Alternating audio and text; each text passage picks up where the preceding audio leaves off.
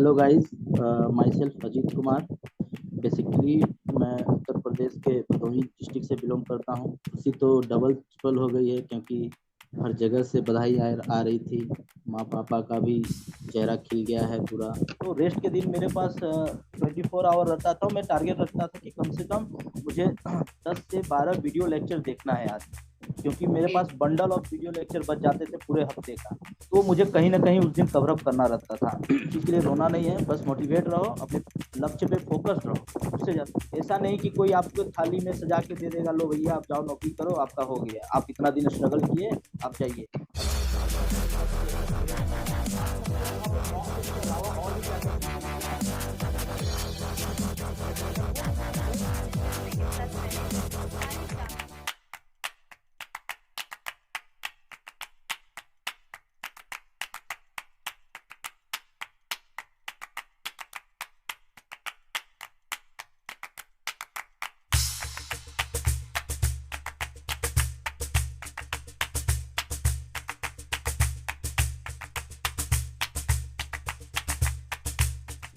Hello everyone, welcome to mining Gyan. This is Manisha. I hope आप सब बहुत अच्छे होंगे। और आज हमारे जो स्पेशल गेस्ट है वो है अजीत कुमार, जिन्होंने अभी रिसेंटली यूपीपीएससी माइंस फैक्टर के एग्जाम में बहुत ही अच्छा रैंक हासिल किया है। तो सबसे पहले तो मैं अजीत आपको कांग्रेचुलेट करना चाहूंगी। Big congratulations for your thank you success. Ma'am. So thank you हमारे मैम। व्यूअर्स को आप सबसे पहले अपना इंट्रोडक्शन दीजिए। Hello guys, my self Ajit Kumar. Basically मैं उत्तर प्रदेश के भदोही डिस्ट्रिक्ट से बिलोंग करता हूँ। मेरा जन्म स्थान वही है, और बाकी जो बेसिक स्टडीज़ है और जो हायर एजुकेशन है वो सब मेरा धनबाद झारखंड से हुआ है। 10th 12th और इवन डिप्लोमा भी मेरा गवर्नमेंट पॉलिटेक्निक निरसा से कंप्लीट हुआ है, जो कि 2018 में कंप्लीट हुआ। करेंटली अभी ये बड़का गांव हजारीबाग में एक कंपनी है, त्रिवेणी सैनिक माइनिंग प्राइवेट लिमिटेड, उसी में वर्क कर रहा हूँ एज अ ओवरमैन के पोस्ट पे। और मैं यहाँ पे 2020 से ही एम्प्लॉयड हूँ आफ्टर कंप्लीटिंग माई पीडीपीटी। और जन्मस्थल तो मेरा वहीं यूपी का ही है। बेसिकली प्रिपरेशन से जो कि हम लोग माइनिंग ज्ञान से कर रहे थे, और रिजल्ट जो कि आपके सामने है। Thank you. अजीत, आप थोड़ा सा लाउड बोलिएगा प्लीज। Okay okay ma'am. जी। जैसा कि आपने बताया कि आप already over as a overman posted हैं, राइट? अब जी जी मैम। आपको माइन इंस्पेक्टर का पोस्ट मिल गया। आपको कैसा फील हो रहा है? कैसी आपकी जर्नी रही ओवरमैन से माइन इंस्पेक्टर तक के लिए? वैसे तो जैसे कि खुशी तो डबल ट्रिपल हो गई है क्योंकि हर जगह से बधाई आ रही थी। माँ पापा का भी चेहरा खिल गया है पूरा, ये सब जान के कि as a mining inspector state government का एग्ज़ाम क्रैक किया। और रही बात मेरी जर्नी की, तो बहुत डिसअपॉइंट हुआ था जब ईसीएल और एनसीएल में मेरा नहीं हुआ था। 2 मार्क्स की वजह से रह गया था दोनों एग्ज़ाम में। तो एक ऐसा समय आया था कि लग रहा था कि छोड़ दिया जाए सब कुछ, त्रिवेणी सैनिक में ही अपना रहा जाए। लेकिन अंदर से फिर जो होता है ना, मोटिवेशन, सेल्फ मोटिवेट थोड़ा सा मैं हूँ। कुछ होता है तो थोड़ा देर के लिए डिसअपॉइंट होता हूँ, लेकिन सेल्फ मोटिवेट फिर नेक्स्ट 1 आवर में सेल्फ मोटिवेट होके मन में ये होता है कि अगर सब कर सकते तो मैं क्यों नहीं कर सकता। तो उसी थ्रू उस रिगार्डिंग जब ईसीएल का एग्ज़ाम खत्म हुआ था, उसका रिजल्ट आया, उसी के सेशन के दौरान ही यूपी माइन इंस्पेक्टर का भी वैकेंसी आया था। तो एज अ रेंडमली फॉर्म डाल दिया था, उसके बारे में कुछ जानकारी नहीं थी। उसके बाद धीरे धीरे जानकारी हुई माइनिंग ज्ञान के बारे में। तो वहाँ पे कोर्स परचेज कर लिया मैंने। कोर्स परचेज करने के बाद रेगुलर बेसिस पे अपना ड्यूटी आवर को कंप्लीट करने के बाद जो मेरे पास सेविंग टाइम था, उसके अंडर में अपना स्टडी कंप्लीट किया। जो भी माइनिंग ज्ञान के द्वारा जो भी स्टडी था, स्टडी मटेरियल था, वीडियो था, उसके जरिए हम लोग अपना प्रिपरेशन करते गए, जो भी उनका अपलोडेड। फर्स्ट ऑफ ऑल क्योंकि मैं लाइव क्लास नहीं देख पाता था, क्योंकि ड्यूटी भी करना रहता था उस दौरान, लाइव क्लास कर नहीं पाता था, तो रिकॉर्डेड वीडियो देखता था। जो भी डाउट होता था तो विनोद सर थे, और ये राम राम राम सर थे, राम बंजारे सर, और सर्वे के जो टीचर्स सब थे उनसे डाउट में पूछ लेता था, क्लियर कर देते थे, बहुत हेल्पिंग हैंड थे। और बहुत ज़्यादा थैंकफुल कहूँगा तो राम बंजारे सर को। हिंदी के लिए मतलब ऐसा समझ लिए, हिंदी हम लोग कभी पढ़ते नहीं है नॉर्मली। 10th के बाद 12 हुआ, साइंस से कंप्लीट हुआ, उसके बाद डिप्लोमा करने लगे, हर चीज़ इंग्लिश में। और रही बात हिंदी का, हिंदी का जीरो था बेसिक, लेकिन बंजारे सर का ऐसा मतलब अट्रैक्शन था वहाँ पे कि मतलब ऐसा इंजॉय करते हुए हिंदी पढ़ा मैंने। और जो कि मेरा फर्स्ट जो प्री का एग्ज़ाम क्लियर होने का, मेरा टेक्निकल पेपर तो लगभग सबका क्लियर होता ही है नॉर्मल। रहा बात जो आपका क्या बोलते हैं रैंकिंग मार्क्स रहता है आपका जनरल कंपटीशन का, जिसमें जीएस थोड़ा कमजोर था मेरा, लेकिन उसमें भी ठीक ठाक आ ही गए थे। लेकिन हिंदी मेरा बहुत मदद किया, जिसमें राम बंजारे सर को बहुत ज़्यादा ही दिल से धन्यवाद कहूँगा, क्योंकि उनके निगरानी में, क्योंकि मैं उनसे हर रेगुलर वाइज बात भी करते रहता था चैट के थ्रू कि इस बुक को पढ़ना चाहिए सर, या फिर कोई बुक लिया तो उसका स्क्रीनशॉट सर को भेज दिया कि सर ये बुक लिया हूँ, कैसा रहेगा एग्जाम के लिए। तो हमेशा पॉजिटिव रिजल्ट रहा सर की तरफ से, और जो कि उसका पॉजिटिविटी मुझे एग्जाम में भी दिखा। मैंने उस दौरान 25 से 26 क्वेश्चन अटेम्प्ट किया, जिसमें से मेरा 20 से 22 क्वेश्चन करेक्ट हुआ था। और वो जाके मुझे खुशी और दुगनी हो गई, क्योंकि मैंने उसके लिए मेहनत किया और वो मुझे सक्सेस की तरफ लेके गया। यही टोटल मेरा जर्नी था फाइनल। उसके बाद मेंस के लिए प्रिपरेशन के लिए थोड़ा सा डिसअपॉइंट भी हुआ था, लेकिन फिर सर विनोद सर से बात हुई तो वो क्लास व्लास अपना करवाए हम लोग का, उसके रिगार्डिंग थोड़ा हेल्प मिला, कैसे लिखना चाहिए पेपर में, कैसे स्कोरिंग करना है हम लोग को, उसमें क्या क्या पॉइंट लिखना चाहिए, क्या नहीं लिखना चाहिए, वो सब बताएं हम लोग को, जिसकी वजह से फाइनल रिजल्ट हुआ मेंस का। और रिजल्ट देख ही रहे हैं आप लोग। तो जैसा कि आपने कहा कि आपका एग्जाम में एसएससीएल एग्जाम में 2 मार्क्स से रह गया था, तो आप थोड़ा सा डीमोटिवेट हुए थे। सो कहीं ना कहीं जी फेलियर्स लाइफ में जरूरी होती है, एक लर्निंग पॉइंट होता है वहां से इंसान, और आपने तो बहुत अच्छे से लर्न किया और आपने तो आज ये अचीव कर लिया। एक जी। एक सो बात और कहना चाहूँगा मैम। ये बताइए। उस समय जब पीसीएल का नहीं हुआ था, एक फ्रेंड का हुआ था, मतलब हम लोग 3-4 जन 8 जन यहाँ सिलेक्शन होके आए थे त्रिवेणी सैनिक में। तो उसमें एक दोस्त था, थोड़ा सपोर्टिव था, राहुल राज नाम है, अभी वो WCL में है। वो हमेशा मुझे कहता था कि तुम टेंशन मत लो, तुम्हारा हो रहा है, तुम्हारा जो फिजिकल अपीयरेंस है वो एक ऑफिसर लायक है। वो हमेशा हमको मोटिवेट करता रहा कि तुम टेंशन मत लो, तुम्हारा होते रहेगा। मतलब सेकेंड मोटिवेशन में अगर देखा जाए तो वो मेरा दोस्त जो है कि बहुत मोटिवेट किया मुझे। और कहीं ना कहीं थोड़ा सा हेल्पिंग हैंड मेरे जो यहाँ पे कलीग लोग हैं, जो शिफ्ट इंचार्ज सर थे, किसी भी प्रॉब्लम से, जैसे कोई छुट्टी लेना हुआ एग्जाम एग्जाम कंडीशन में प्रिपरेशन के लिए, तो कभी कोई प्रॉब्लम नहीं हुआ, हमेशा वो लोग सपोर्ट किए हैं। तो थोड़ा सा उनको भी दायित्व दूंगा, एक मेरे दोस्त को, और मेरे जो शिफ्ट इंचार्ज दोस्त 2 जन हैं, एक बीके सर, एक दशरथ कुमार सर, ये दोनों लोग बहुत काफ़ी सपोर्टिव रहे मेरे लिए। और उनका जो सपोर्ट था वो कभी नहीं भूल पाऊंगा, तहे दिल से उनको शुक्रिया कहूँगा मैम। बिल्कुल, क्योंकि जब भी आप कुछ प्रिपेयर करते हैं तो जर्नी आपकी अकेले की नहीं होती, सबका उसमें कंट्रीब्यूशन होता है। तो अजीत, मैं चाहूंगी कि आप हमारे जो एस्पिरेंट्स हैं और भी जो प्रिपेयर करना चाहते हैं उनको आप थोड़ा एग्जाम के बारे में बताइए कि कैसा होता है, क्या पैटर्न होता है एग्जाम का, ये थोड़ा सा उनको ब्रीफ दीजिए आप। वैसे तो जैसे आप लोग देखिएगा हर स्टेट का अलग अलग पैटर्न होता है, लेकिन जो हम लोग यूपी माइनिंग इंस्पेक्टर का पैटर्न था उसमें प्री और मेंस था, जिसमें प्री में आपका जीएस, हिंदी और टेक्निकल पेपर था, जिसके रिगार्डिंग हम लोग को एमसीक्यू अटेंड करना था। जी। तो उसमें कोई वास्ट वास्ट सिलेबस नहीं था, अगर प्रिपरेशन करें तो आप मैक्सिमम 3 ईयर का ये क्या बोलते हैं करंट अफेयर्स से काफ़ी रहता है, उससे ज़्यादा आप कीजिएगा तो कंफ्यूज होइएगा, फिर कोई मतलब का निकलता नहीं। अभी अभी ज़्यादातर देखा जाता है कि गवर्नमेंट एग्जाम में यही लास्ट 3 ईयर का करंट अफेयर्स पूछा भी जा रहा है, सीसीएल ईसीएल ये सब का एग्जाम देने से ये थोड़ा सा नोटिफाइड किया गया है। उसके बाद रहा बात जो सेकेंड सिलेबस था हिंदी, उसके लिए भी ज़्यादा वास्ट सिलेबस नहीं दिया था, हल्का सिलेबस दिया था, तो वो रिगार्डिंग हम लोग का प्रिपरेशन हुआ।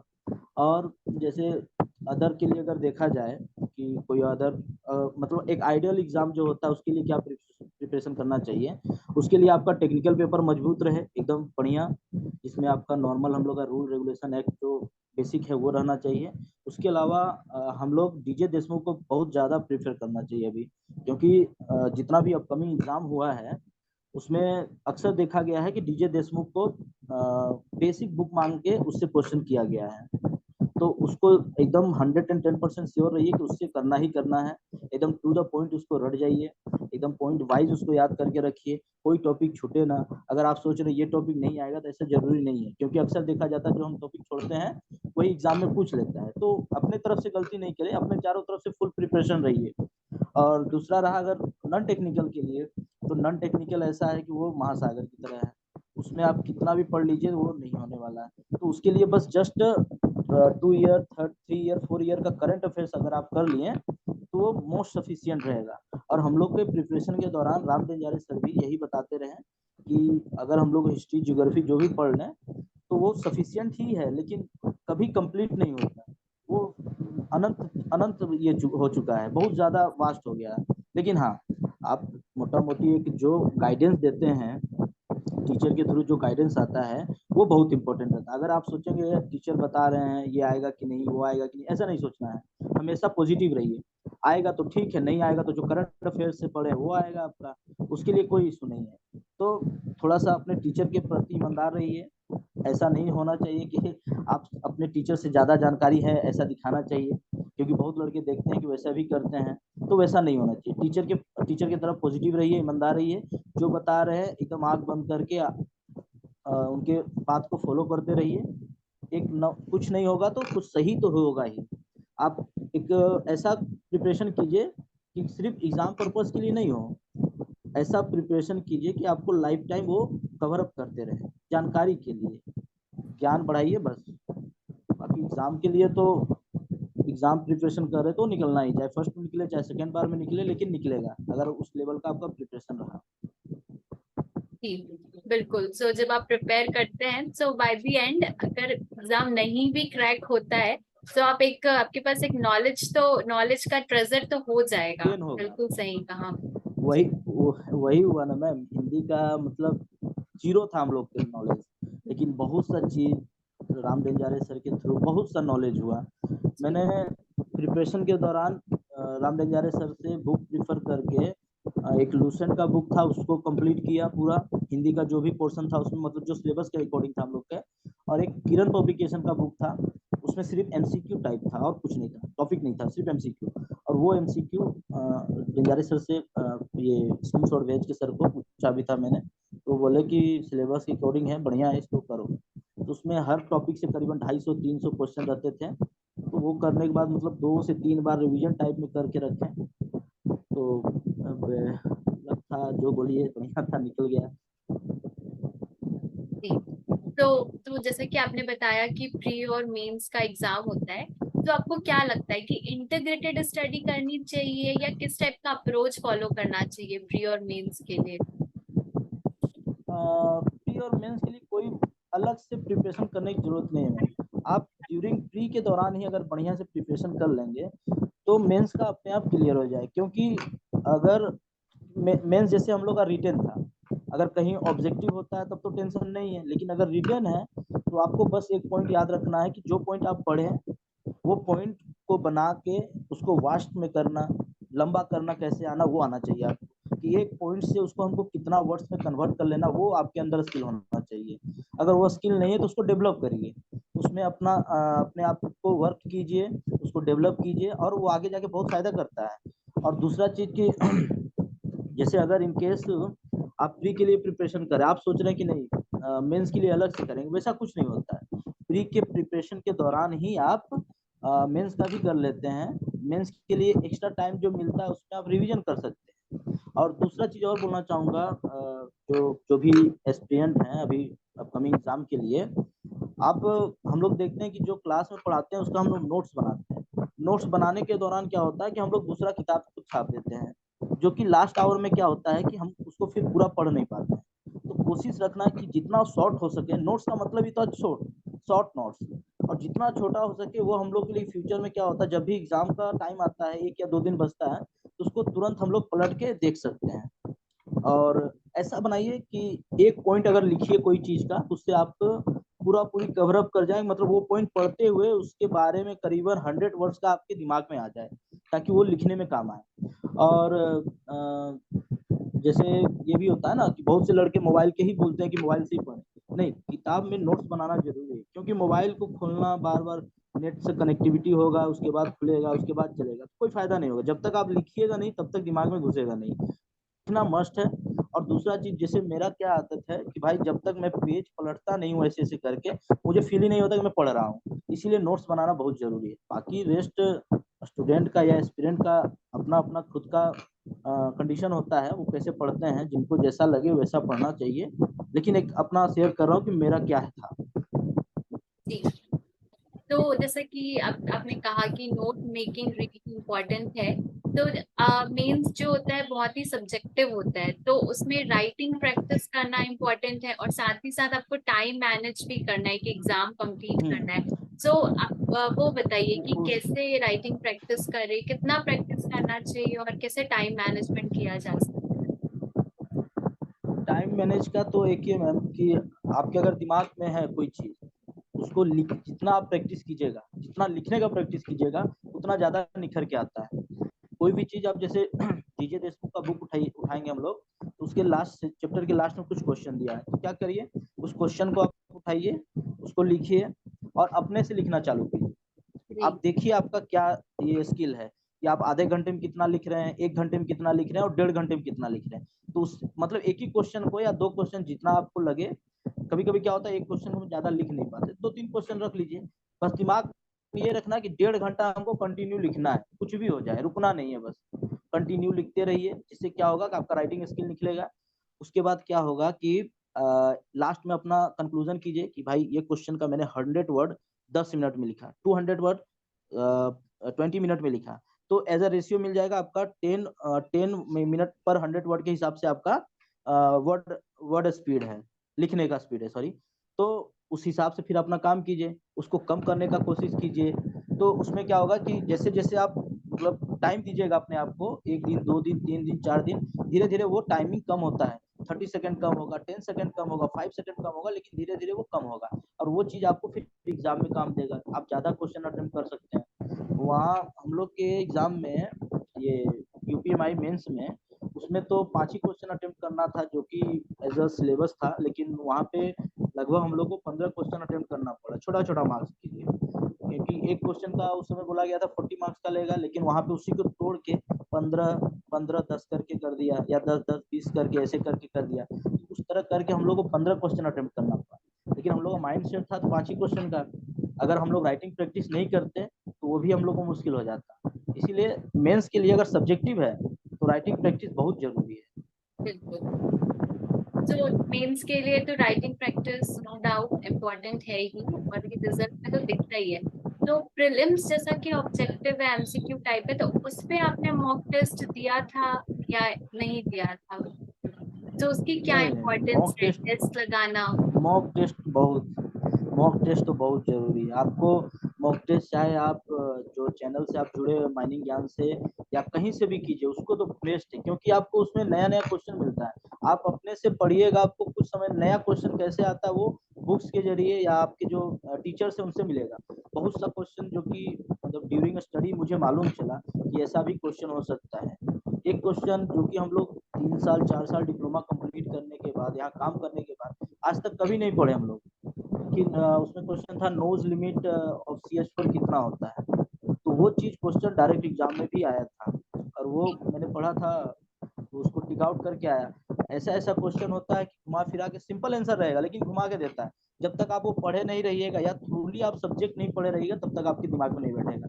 और जी। अपने आप को बाउंड करना, वहां से आगे ले जाना है। ऐसा नहीं कि किसी एक रीजन में रह जाना है, अपने आप को संकुचित नहीं करना, बढ़ा के रखना है। जैसे आप 12 देते हैं तो आपको उस समय ग्रेजुएशन लेवल का प्रिपरेशन करना हो, डिप्लोमा किए तो हम लोग को थोड़ा सा आगे जाके बीटेक के भी लेवल के कुछ बुक्स है जो कि मैंने प्रीफर किया था, जैसे ए के गोराय, ये सब बुक जो है कि थोड़ा सा एडवांस लेवल में आ जाते हैं, उससे भी आपको बहुत बेनिफिट मिलेगा। कम से कम जो थ्योरेटिकल क्वेश्चन रहते हैं उससे डायरेक्ट कभी कभी पूछे जा सकते हैं। मैथमेटिकल का तो नहीं बोल सकते, जो आपका न्यूमेरिकल क्वेश्चन रहता है उसका तो कोई ये नहीं है, क्योंकि कहीं से पूछ सकते हैं। लेकिन ये आपका थ्योरेटिकल क्वेश्चन बहुत डायरेक्ट पूछ देता है कभी कभी डे हो गया, एक ही गुराई हो गए, और भी बहुत से बुक निकले हैं एलसी काकू पे, वो प्रीफर कर सकते हैं लड़के। जो जैसा कि जब भी स्टूडेंट्स प्रिपेयर करते हैं तो उनका फर्स्ट क्वेश्चन रहता है कि हमें कितने घंटे पढ़ना चाहिए।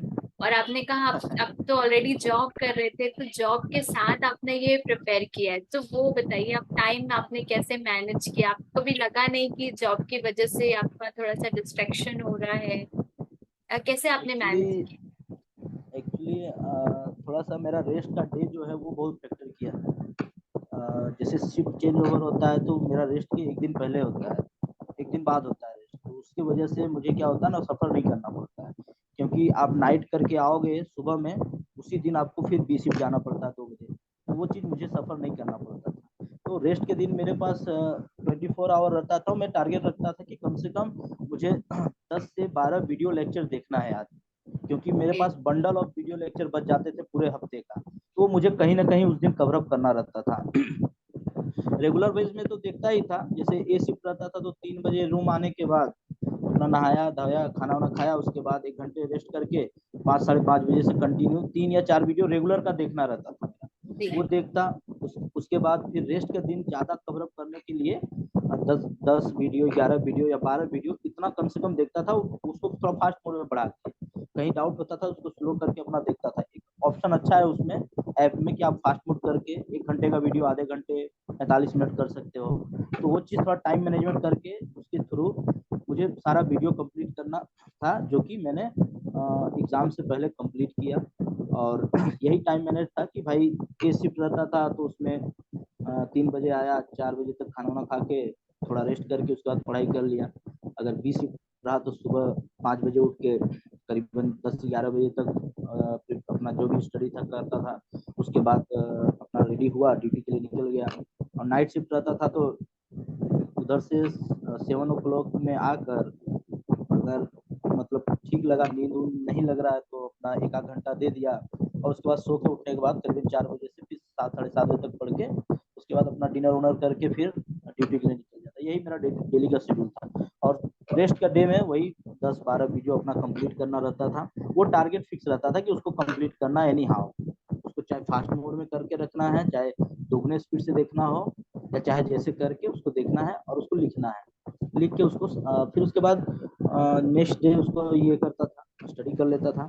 तो बहुत ज़्यादा समय नहीं लगा मुझे, जो भी बैक वीडियो था, रिकॉर्डेड वीडियो था, देखने को कंप्लीट करने के बाद अपना एक टाइम सेट हो गया कि आज अगर लाइव सेशन हुआ तो उसका वीडियो कल में देख लेता था, कल का लाइव सेशन परसों देख लेता था, और उसके थ्रू अपना प्लानिंग, अपना प्रिपरेशन कर लेता था। बस रेस्ट का डे को फैक्टर करके उसको अच्छे से किया। यही मेरा टाइमिंग शेड्यूल था उस समय। तो आई मस्ट से और कि आपने एक बहुत अच्छे से अपना टाइम मैनेज किया था। जी मैम। जी। जी जी, आप कुछ कह रहे थे, अभी बताइए। हाँ, ये बोल रहा था कि जैसे घर में जो लड़के लोग रहते हैं वो तो चाहेंगे तो अच्छे से और अच्छे से प्रिपरेशन कर सकते हैं, क्योंकि उनके पास पूरा पूरी 24 आवर रहता है। हम्म। वो चाहेंगे तो जैसे क्लासेस होते थे, जो मैं देखा था कि 4 से 5 क्लासेस डेली का होता था 1 आवर का। अगर वो डेली 5 आवर का वीडियो देख लिए और उसमें से अगर 2 आवर भी उसको पढ़ने के लिए दे देंगे ना, तो मतलब समझ लीजिए कि बेस्ट ये हो जाएगा प्रिपरेशन उनको। फिर उनको कोई रोक ही नहीं सकता किसी भी वैकेंसी को कंप्लीट करने के लिए। बस उनके ऊपर है, ऐसा नहीं कि घर में तो घूमने चले गए। 7 आवर 6 आवर कम से कम अपना निकाल के रखना, 4 5 आवर अपना वीडियो जो लाइव सेशन चलेगा उसका, और 1 2 आवर जो आप लाइव सेशन कंप्लीट किए उसको थ्रूली रिवीजन करने के लिए, बस उससे ज्यादा उनको पढ़ने की जरूरत ही नहीं है। बस। तो अजीब, इतनी लंबी जर्नी होती है प्री से लेकर मेंस एग्जाम तक, वहां पर आपको मोटिवेट रहना बहुत इंपॉर्टेंट होता है। तो बहुत सारे चैलेंजेस भी आए होंगे, तो क्या डिफिकल्टीज और क्या चैलेंजेस रहे आपके प्रिपरेशन के दौरान? वैसे तो मैम बताएं तो सब सपोर्टिव थे, तो वैसा कोई प्रॉब्लम तो हुआ नहीं। बस जी। दिमाग में की था कि कैसे भी करके इसको कंप्लीट करना। प्री निकलने के बाद थोड़ा सा अंदर से दोगुना जोश आ जाता है कि भाई इसको तो अब प्री जब निकल गया तो मेंस के लिए प्रिपरेशन करना है। थोड़ा सा डिसअपॉइंट जो हुआ था वो तो पहले ही हो गया था, और फिर इसमें जब घुसा तो इसको अच्छे से किया। तो वैसा कोई मतलब डिमोटिवेशन का कोई ख्याल नहीं आया था। फ्रेंड्स थे वो लोग साथ में रहते थे तो पढ़ते थे वो लोग, मेरा पढ़ाई देख के खुद बोलते थे कि तुम टेंशन ना लो, तुम्हारा होगा ही। और वही जनरल अपना शाम को घूमने चले गए नॉर्मल, वैसा कोई डिफिकल्टी मेरे लाइफ में नहीं आया, क्योंकि सब सपोर्टिव मिले मुझे। अगर थोड़ा सा भी कहीं होता तो प्रॉब्लम हो सकता था, लेकिन मेरे वर्किंग कल्चर में, मेरे यहाँ जहाँ हम लोग का रूम है वहाँ से लेकर हर जगह से मतलब कोई प्रॉब्लम नहीं हुआ। बगल वगल में कोई भी डिस्टर्ब नहीं करते। अपना आराम से मोटिवेटेड होके पढ़ना था, फोकस उसी पे था। और तो बहुत ही अच्छी आपकी जर्नी रही है जिस हिसाब से आपने बताया। डेफिनेटली हमारे एस्पिरेंट्स को इससे बहुत हेल्प होगा। तो अगर आप कुछ मैसेज देना चाहे जो स्टूडेंट्स प्रिपेयर करना चाह रहे हैं, तो उनको आप क्या मैसेज देना चाहेंगे? सबसे पहला चीज, कभी भी हो सब बोलते हैं कि एक अगर रास्ता बंद होता है तो 10 खुल जाते हैं, तो उससे मोटिवेट रहिए। पहला चीज, कभी डिमोटिवेट नहीं हो। हमेशा अपने पेरेंट्स के बारे में सोचिए कि अगर हो जाएगा तो मेरे पेरेंट्स कितने खुश होंगे, अगल बगल में उनकी कितनी अच्छी नाम होगी। तो वो चीज अपना मतलब कुल मिला जुला के मोटिवेट रहिए। घुमा फिरा के चाहे जैसे हो, any how at any cost आपको मोटिवेट रहना है। छोटा छोटा चीज लाइफ में बहुत आता है, उसको इग्नोर करके आपको लाइफ में आगे बढ़ना है। अब आप बच्चे नहीं रहे हो कि छोटे छोटे चीज के लिए रोना धोना करते रहो। बस मोटिवेट रहो, अपने लक्ष्य पे फोकस रहो, उससे ज्यादा कुछ नहीं करना। फोकस रहोगे, अपने आप प्रिपरेशन होते जाएगा, सीढ़ी बनते जाएगा और सक्सेस को आप पालोगे। Thank you. तो अजीत, ऐसा होता है ना कि बहुत सारा कुछ पढ़ने के बाद चलिए आपका प्री भी निकल गया, फिर मेंस में थोड़ा सा प्रेशर बढ़ जाता है, तो बहुत सारे स्टूडेंट नर्वस हो जाते हैं। आई होप आपके साथ भी ऐसा कुछ हुआ होगा। तो आपने कैसे फेस किया उस सिचुएशन को? सच बताऊं तो मैम, जब एग्जाम का ड्यूरेशन था तो उस बीच में घर जा ही नहीं पा रहा था। क्लासेस रहते थे, वर्किंग का भी, और एग्जाम एग्जाम की प्रिपरेशन के लिए छुट्टी लेते रहता था, जिसकी वजह से मुझे लगता है कि करीबन 8-9 महीना से हम घर ही नहीं गया था मैं। पहला चीज तो वो चीज कहीं कहीं ना कहीं गिल्ट होता था कि यार क्या कर रहा हूँ, उसके लिए घर नहीं जा पा रहा हूँ। तो उसके अंदर से भी फिर मोटिवेशन आता था कि यार जब इतने महीना घर को त्याग दिए हो तो उसको तो कुछ करके दिखाना है ना। क्योंकि आप इतना टाइम दिए उसके लिए, आप उसके बाद फिर कुछ कर नहीं पाओगे तो क्या फायदा। एक ना एक चीज आप छोड़ रहे हो किसी चीज के लिए, तो वो तो कंप्लीट करना होगा, at any how at any cost, और आपको करना ही पड़ेगा। ऐसा नहीं कि कोई आपको थाली में सजा के दे देगा, लो भैया आप जाओ नौकरी करो आपका हो गया, आप इतना दिन स्ट्रगल किए आप जाइए। अभी इतना कंपटीशन हो गया है। अभी सीसीएल का एग्जाम हुआ है, देख रहे हैं लड़का लोग उसमें 100 आउट ऑफ 100 ला रहे हैं। तो उस हिसाब से हम लोग को खुद सोचना चाहिए कि कितना कंपटीशन का लेवल बढ़ गया है।